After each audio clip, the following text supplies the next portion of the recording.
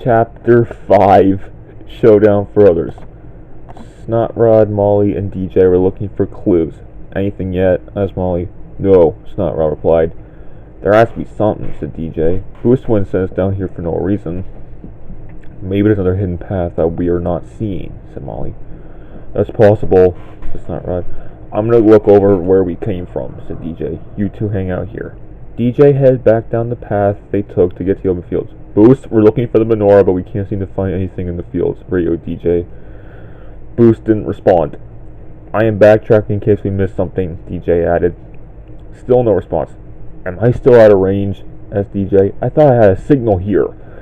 He began to look at the tracks they left while they were driving out to the fields and noticed another path that none of them had noticed. When was this here? DJ asked. He drove into the tunnel and was happy. I think I may have found the menorah, he said. DJ scanned the room, but when he looked at where the menorah was meant to be, it was empty. Why is it empty? Asked DJ. He was trying to figure out what happened to the menorah when suddenly Wingo showed up. DJ, thank goodness I found you, he said. Wingo, what are you doing down here? Asked DJ. That's just bad. Snyder has boost, Wingo replied. What? Cried DJ. And the menorah, Wingo added. What happened? Asked DJ. We were both sitting on the cliffs, Wingo began, when we thought we heard something coming from the tunnels behind us. I looked in the tunnel and saw a mob of cars speeding down it coming straight towards us. That was Snyder, said DJ. Yes, some of his goons got a hold of Boost and I and were about to take us back, continued Wingo. Then he pulled the menorah from his trunk. Snyder has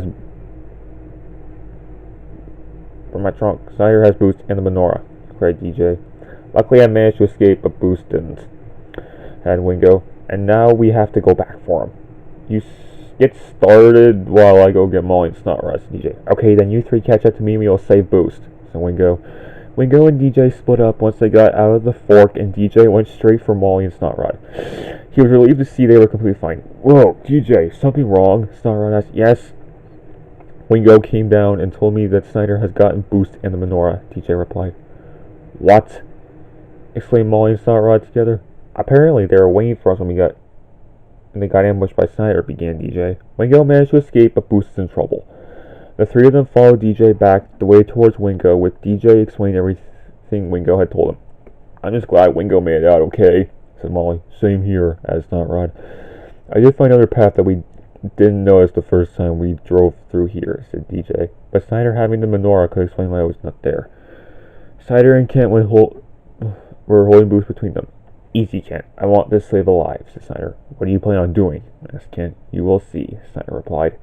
Boost also had tape over his mouth to prevent him from speaking. Some of Snyder's henchmen lifted Boost on top of Snyder himself so they could get moving. Let's get out of here before the rest of them come back, Snyder told his henchmen. That's a great idea, said Kent. If they find us, we will show them how Lauren going down with the ship felt like to us, said Snyder. They started to make their way back when they heard a voice scream. Hey, you! That must be them, said Kent. They started driving even faster in hopes of getting away. Molly, DJ, and Snot Rod managed to catch up with Wingo. They are gone already, said Wingo. We're too late, said Molly. There's still time, said Wingo. Follow me. He drove up the cliffside and began to head back down the tunnel that led to the Tempest passes. This is the only way they could have gotten in, so I don't know how Snyder could have the menorah already, said Molly. Maybe there's another entrance we don't know about, and that's how they got in before us, added Wingo. But where would the entrance be located? Asked DJ. There was one by the other end of the field you were in, Wingo replied. So maybe one of Snyder's goons went through there and grabbed the menorah before we got in there. That could explain a lot, said DJ. You mean why it wasn't there when you looked at it? Wingo said. Yeah, that. And also why Boost wasn't responding to me when I tried to radio him. When did it start happening? Asked Wingo. As soon as you reached that field, DJ replied. Boost was giving instructions on what to do and he just cut off for some reason. That's when Snyder got us, said Wingo. I assumed we were out of range, and that's why he wasn't coming in, added DJ. When Snyder got a hold of us, he smashed our radio so we couldn't get to you guys to come back and help us, said Wingo. Snot Rod sneezed and then spoke. Wingo, how did you manage to escape from Snyder? As soon as he got us, one of his goons got behind me and turned my exhaust, Wingo replied. We have learned not to get behind you, said Molly, or else you will set us on fire. That's exactly what I did, continued Wingo. I even continued to light the guys That got beside me on fire too. But then how is that you got out of there and Boost didn't? Asked DJ. I was about to light the guys that got him, but Snyder pushed me and I went over the side of the ledge, Wingo replied. So I don't know if Boost even got the chance to try my pyro methods. I think Snot Rod has gone into using that method though, said Molly. I actually have, said Snot Rod. Cool, considering that your flames emit every time you sneeze, said Wingo. You probably wouldn't have made this far without achoo me, said Snot Rod. That actually is possible, said Molly. Considering how he saved us when we first found him. We all know that about that, said Wingo. The four of them even eventually reached the ramp that they took to get in. Yes, it's still open, said DJ. We should probably close it once we get out, said Molly. There's nothing down there, so good idea, added Wingo. Once they got to the top of the ramp, Snot Rod drove over the button he pressed to open the ramp and it closed. After closing the ramp, some of Snyder's henchmen appeared. We have company, said Wingo. Let's get them, said Molly. The four took on the oncoming challengers that appeared. Give us Boost, said Snot Rod. He and DJ also been lighting some of the henchmen on fire like Wingo had taught them. Nice move with my technique, said Wingo. Figured I'd give it a try, said DJ. Told you it would come in handy sometime, said Wingo. They kept fighting the challengers, so there were no more coming after them. I think that's all of them, said DJ. He started to look around, so he noticed Snyder carrying Boost on his roof. There they are, DJ exclaimed. He took off after them, and Molly, Snot Rod, and Wingo soon followed. Time to get our leader back, said Wingo. Yep. So Molly, they followed Snyder and Kent till they got into a series of alleyways. One bad move and they're gone, said DJ. They're not getting away from us, said Wingo. I'm taking a shortcut. He turned right at another alley while DJ, Molly, and Snot Rod kept chasing Snyder. Hopefully Wingo's right about that shortcut, said Snot Rod. Wingo's usually right about most things, DJ said. That's how he managed to free Boost the first time. Snot Rod, you weren't there when we freed all the silly workers from the garage back in Metropolis, said Molly. Wingo had the whole thing under control, huh? That's not right. Yeah, pretty much, added DJ. Snyder and Kent kept driving down the alleys while being chased. They're not getting us this time, said Snyder. But you spoke too soon because Wingo had appeared right in front of them. Now you have nowhere to go, said Wingo. Give us Boost and the menorah and we'll be on our way. Move it or lose it, said Kent. So that's how we're going to play it, said Wingo, pointing out his paint gun. If you move 1 inch, I will spray you in the eyes. Kent started to move slowly towards Wingo, but Wingo spray painted the ground in front of him. He wasn't joking, Kent cried, jumping back. Yeah, right, I never joke, said Wingo. Make a move already, said Snyder, not noticing Snot Rod creeping up behind him. Snot Rod sneezed, and the flames made Snyder and Kent jump in the air, releasing Boost. DJ managed to catch Boost, and Wingo went after Snyder.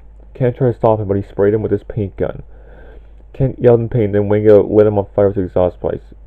Get him! Kent managed to say before he got completely burned to the point he exploded. Wingo chased after Snyder, and soon Molly, Snot Rod, Boost, and DJ followed him. He's no match for us, said Molly. We have taken out all his goons, added Boost. I'll let you go now, said DJ. Boost, said DJ. DJ let Boost off his roof, and they continued chasing Snyder around the streets of Rome. Some of Snyder's henchmen would occasionally appear around the corners, and Boost even used Wingo's fire method. Nice, you are the last one to use that, said Wingo. DJ's used it too, Boost exclaimed. Yeah, but you missed it, Wingo replied. I wish I could use that, said Molly. Your exhaust doesn't have flames, said Wingo. No, only smoke, Molly replied. The five of them kept chasing Snyder until they reached a dead end on the road with no exit. Buck stops here then, said Wingo. You're trapped, Snyder, asked Snot Rod. Oh, am I, said Snyder. He tried to get around the tuners, but Boost side bashed him and he went flying into a tree near the side of the road. You just hit your master, said Snyder. No, he didn't, said Molly, turning around after turning on her exhaust. Molly emitted a huge cloud of black smoke from her exhaust and it blinded Snyder. Ah, I can't see, he cried. That's clever, said Wingo. You should do that more often. I never knew I could do that, said Molly. Guys, said DJ, looking at the smoke clouds. Everyone looked at the smoke to see Snyder slowly driving out of it. Snot Rod felt a sneeze coming on and drove up to two pillars that were by the back of the dead end. Come on, said Boost. At the right time, Snot Rod sneezed and caused the pillows to fall over and caused a whole bunch of debris to fall on Snyder, crushing him. Snot Rod also managed to move away from the falling debris and was soon followed by Molly, Boost, DJ, and Wingo. We did it, said Molly. He's gone, added Boost. I'm free forever. Yeah, too bad, but we didn't get the menorah, though, said Molly. Actually, said DJ, as he placed it on the ground in front of them. How? Asked Boost. It flew, and I managed to catch it, DJ replied. Yes! Now we can say we have the menorah from the second temple, said Wingo. Let's get back to us and tell everyone our story. The tuners were at a truck stop, telling everyone their story of how they found the menorah from the second temple.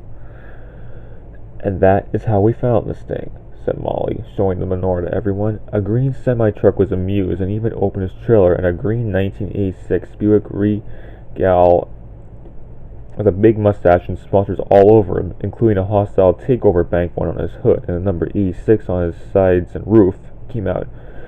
That story was awesome, the Regal said. You really liked it, huh? Asked Boost. Yep, I sure did, the Regal replied. Who are you guys? Molly Bradley, said Molly. Devin Montgomery Johnson III. My friends call me DJ, said DJ. Snot Rod, said Snot Rod. I'm Wingo, and that's Boost, said Wingo, pointing at Boost. Chick Hicks, said the Regal. Nice to meet you, Chick, said Boost. You guys can come stay with me, said Chick. Oh, thanks, said Boost. We would love to hang out with you and even bring you along with us sometime. I'd really appreciate that, Chick said. But yeah, I had the menorah from the second temple. The six of them all drank from oil cans and smiled at each other. The end.